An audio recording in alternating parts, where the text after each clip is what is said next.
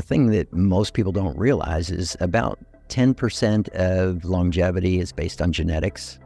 You have another 15 to 20% that can be from medical discoveries and medical advancements, but 70% is lifestyle. And that's 70% of healthy aging comes down to lifestyle.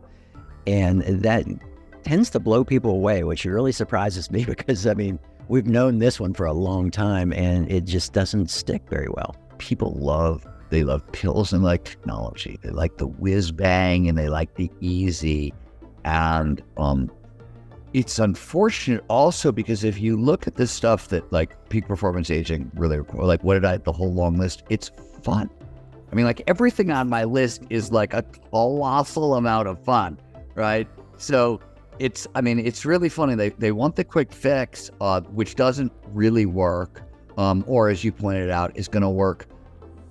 Like you said, it's only 15%, but I think the real sentence there is it's 15% of the time if you have the right genetics for the particular discovery that we're talking about is often the case. One of the things that I talk a lot about, because flow is so tightly linked to this. So in flow, one of the things that happens is we learn new skills, right? Flow is, in fact, one of the arguments for what is flow from an evolutionary perspective is it's an internal signal of mastery.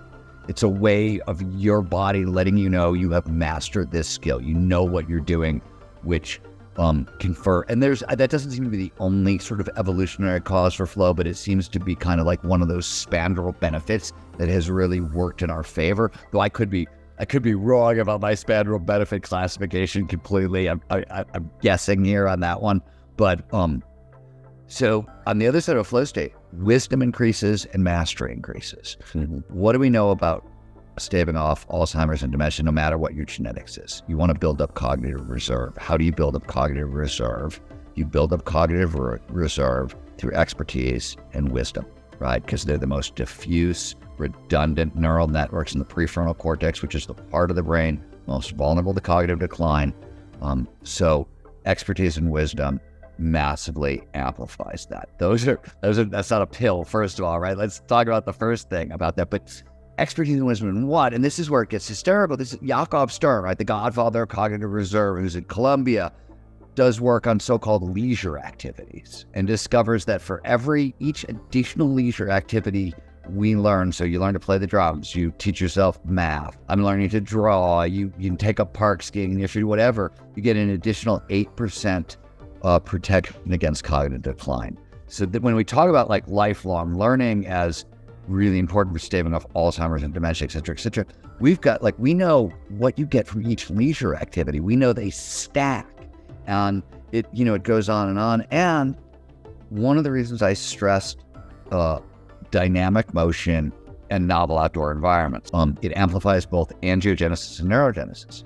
So you're getting new blood vessels to support new neurons, and you're getting new neurons. Novel outdoor environments, where do most of those new neurons show up? Hippocampus. The hippocampus does map making, and location also does long-term memory, but it is map making. It's location, grid cells, place cells. So if you really want to stimulate neurogenesis, angiogenesis, and protect the new neurons that you get, which is how we stave off cognitive decline, novel activities in outdoor environments is what the brain was designed to remember. And so you can boost all this, and everything we're talking about, as you pointed out, these are lifestyle interventions.